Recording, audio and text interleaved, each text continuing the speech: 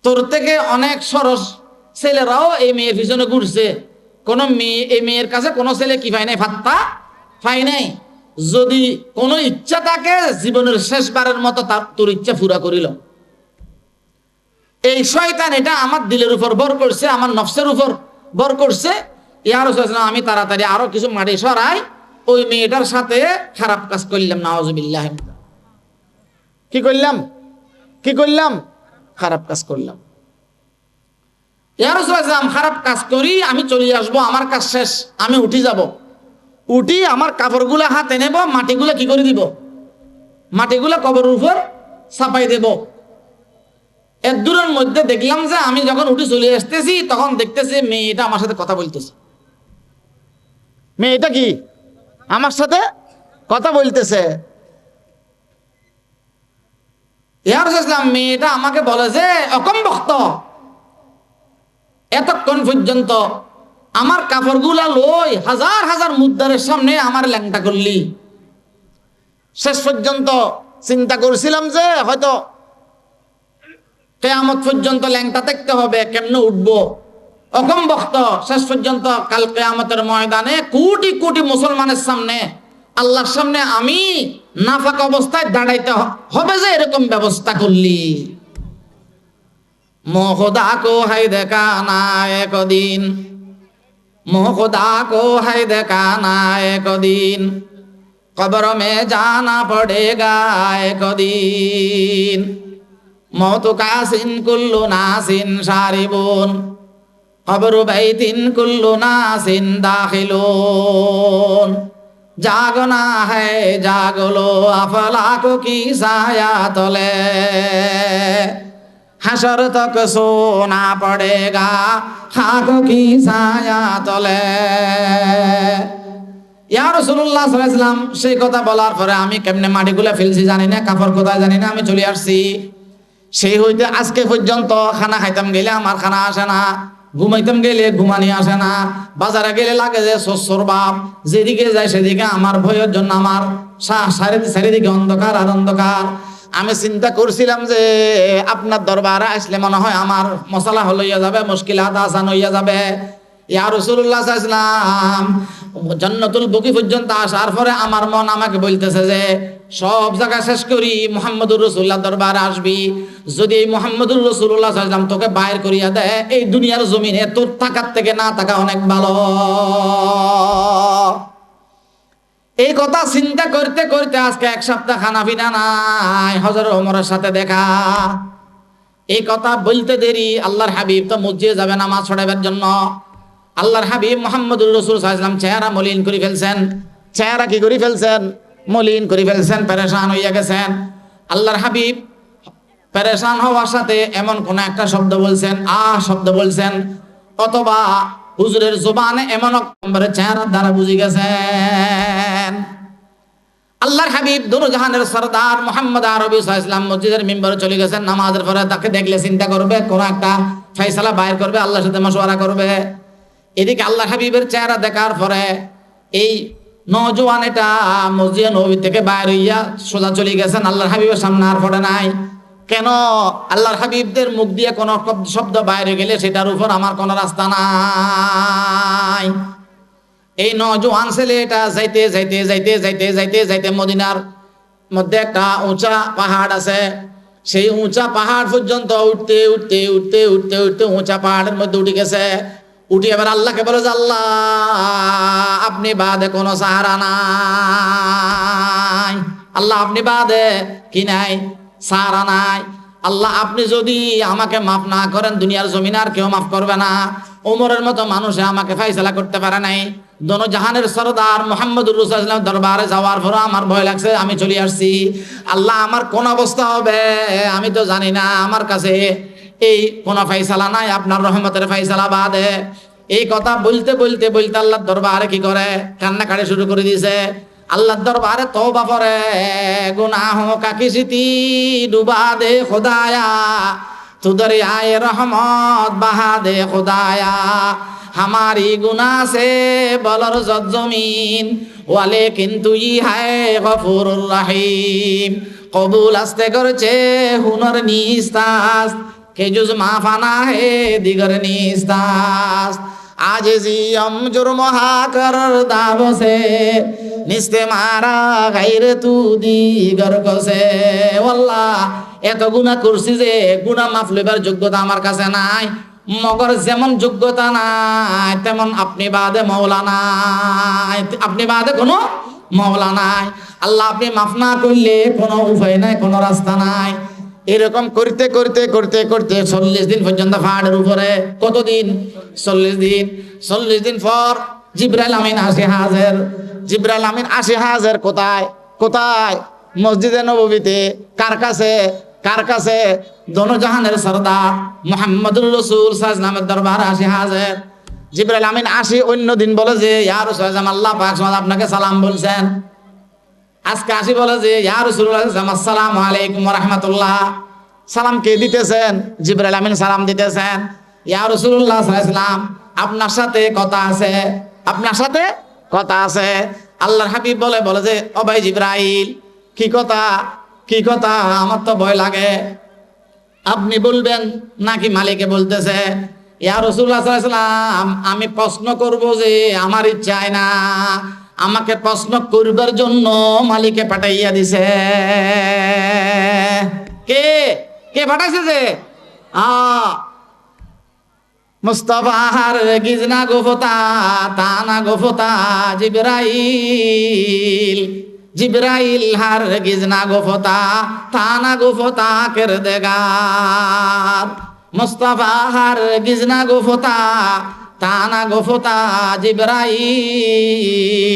জিবরাইল হার গিজনা গোফতা তানা গোফতা কের দেগার আল্লাহর হাবিবের কোনো কথা বলে না যে কথা কে না বলে জিবরাইল না বলে জিবরাইল কোনো কথা বলে না যে কথা কে না বলে আহকুমুল হাকিমিন না বলে এই কথা বলার পরে আল্লাহর হাবিব চেহারা মলিন হইয়া গেছে ও ভাই জিবরাইল কি কথা ইয়া রাসূলুল্লাহ সাল্লাল্লাহু আলাইহি ওয়াসাল্লাম আপনাকে জিজ্ঞাসা করতে বলছে যে দুনিয়ার সমস্ত মানুষদেরকে আপনি খাওয়ান নাকি আল্লাহ খাওয়ায় কে জিজ্ঞাসা করতেছে জিবরাইল কাকে জিজ্ঞাসা করতেছে মুহাম্মদুর রাসূলুল্লাহকে বলতেছে এবং এই কথাও বলতেছে এটা আমার প্রশ্ন না আমি শুধু বলতেছি যে প্রশ্ন কার এই কথা বলার সাথে সাথে আল্লাহর হাবিব বলে জবাই ও ভাই জিবরাইল সারা দুনিয়ার মানুষের খাওয়াই যে আল্লাহ আমি মুহাম্মদুর রাসূলুল্লাহরও খাওয়াই যে আল্লাহ প্রশ্ন কয়টা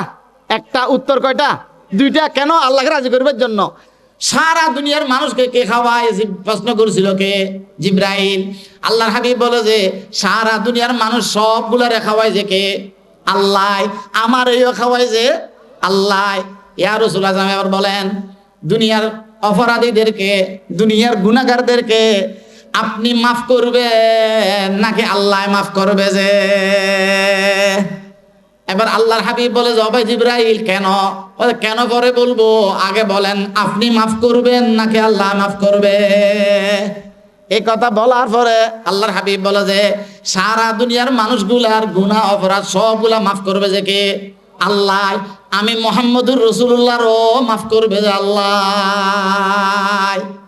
এই কথা বলার পরে আল্লাহর হাবিবকে বলা যে ইয়া রাসূলুল্লাহ সাল্লাল্লাহু আলাইহি ওয়াসাল্লাম আজকে থেকে 40 দিন আগে একজন মানুষ আসছিল নি আল্লাহর হাবিব চিন্তা করতেছে তখন জিবরাইল আমিনে বলা যে ইয়া রাসূলুল্লাহ সাল্লাল্লাহু আলাইহি ওয়াসাল্লাম কার সাথে আসছিল ওমর ফারুক রাদিয়াল্লাহু তাআলা আনহুর সাথে আসছিল কার সাথে এই কথা বলতে দেরি আল্লাহর হাবিবের চেহারার মধ্যে ছেলেটা বাসতেছে নওজোয়ান ছেলেটা বাসতেছে ও ভাই জিবরাইল মানুষ একটা আসছিল আমি আল্লাহর কাছে জিজ্ঞাসা করব কিন্তু নামাজের পরে আমি আর খেয়াল করি নাই ছেলেটাকে আর দেখি নাই এই কথা বলার সাথে সাথে জিবরাইল আমিন বলে যে ইয়া রাসূলুল্লাহ সাল্লাল্লাহু আলাইহি ওয়াসাল্লাম ফল্লা পাহাড়ের উপরে মানুষ এটা ছেলেটা নওজোয়ান ছেলেটা কান্না করতে করতে করতে করতে আজকে 40 দিন পর্যন্ত কতদিন পর্যন্ত আজকে 40 দিন পর্যন্ত আল্লাহর দরবারে কবুল করাইয়া ফেলেছেন তার জীবনে গুনাহ মাফ করিয়া দিয়েছেন আপনি তাড়াতাড়ি আপনার সাহাবায়ে কেরামদেরকে পাঠান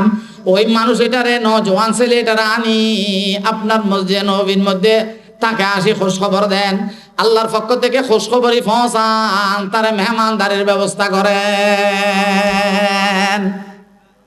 ইস্তাগফিরু রাব্বাকুম ইন্নাহু কানা গফফারা ইউরসিলিস সামাআ আলাইকুম মিদরারা ওয়া ইউমদিদুকুম বিআমওয়ালিন ওয়া বানিন ওয়া ইয়াজআল লাকুম জান্নাতিন ওয়া ইয়াজআল লাকুম আনহারা মা লাকুম লা তারজুনা লিল্লাহি ওয়াকারা। আল্লাহ বলে যে আমারে সত্য দিলে তওবা করবে, তওবা ইস্তেগফার জমা করবে, আল্লাহ বলে যে আমি তার অবশ্যই ক্ষমা করিয়া দেব, মাফ করিয়া দেব। ওই ছেলেটা যখন পাহাড়ের উঁচায় চলে গেছেন, হযরত ওমর ফারুক রাদিয়াল্লাহু তাআলা আনহু, ওসমান রাদিয়াল্লাহু তাআলা আনহু, আবু বকর সিদ্দিক রাদিয়াল্লাহু তাআলা সবাই আল্লাহর হাবিব সহ যাইয়া দেখে যে পাহাড়ের উপরে লাচার অবস্থা। কি অবস্থা? লাচার অবস্থা, দুর্বল অবস্থা। তাড়াতাড়ি তারে খোঁজ খবর দিয়া আজীবনের জন্য বাইতুল মালের মেহমান বানাইয়া ফেলছেন। এই কথা বলতেছিলাম, সত্য দিলে যদি আল্লাহর কাছে ক্ষমা চাওয়া হয়, আল্লাহ তাআলা কি করিয়া দে? ক্ষমা করিয়া দে। আজকের থেকে প্রত্যেক দিন এশার নামাজের পরে 100 বার আল্লাহর দরবারে আল্লাহর রহমতের ব্যাংকে জমা করব, আস্তাগফিরুল্লাহ আস্তাগফিরুল্লাহ আস্তাগফিরুল্লাহ আস্তাগফিরুল্লাহ। পারবো ইনশাআল্লাহ? পারবো? কারা কারা পারবো? সে হাত উঠাই। আয় আল্লাহ আমাদের হাতগুলা কবুল ফরমান, আল্লাহ আমাদের হাতগুলা কবুল ফরমান, আল্লাহ আমাদের হাতগুলা কবুল ফরমান। প্রত্যেক হাত নামাই, প্রত্যেক দিন রহমতের ব্যাংকে আল্লাহর কাছে গুনাহ মাফ চাই নিব। পারবো ইনশাআল্লাহ? যদি গুনাহ মাফ চাইতে আল্লাহ কবুল করে, একদিন একাকি বসি নিজের গুনাহগুলো মনে করব। কোন কোন গুনাহ করছে আমার থেকে কেউ বেশি জানে? আমি আমার থেকে আর কেউ বেশি জানে আল্লাহ ছাড়া। একাকি বসি একদিন আল্লাহর দরবারে সব গুনার হাজিরি দিই। সবগুলার হাজিরি যখন দেব, আল্লাহর কবরের মোরাকাবা করব, অথবা কবরের কথা মনে করব, জাহান্নামের আগুনের কথা মনে করব। দেখবেন যে মাফ চাইবার সময় চোখের মধ্যে পানি আসি যাবে। আল্লাহর ডর আসি গেলে কি আসি যাবে? চোখের পানি আসি যাবে।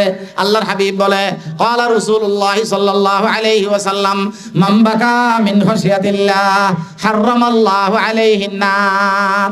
আল্লাহর হাবিব বলে যে আল্লাহর ডরে, আল্লাহর ভয়ে কেউ যদি চোখের পানি ফেলে, আল্লাহর হাবিব বলে যে জাহান্নামের আগুন হারাম।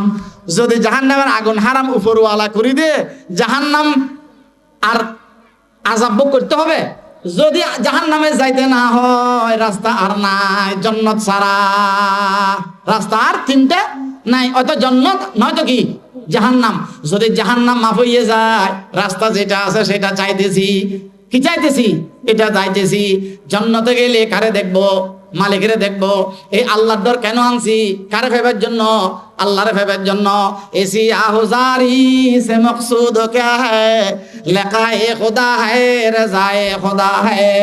ये जन्नत भी मतलूब है इस वजह से कि दारुल लिका है मकामुर रजा है। পারবো ইনশাআল্লাহ?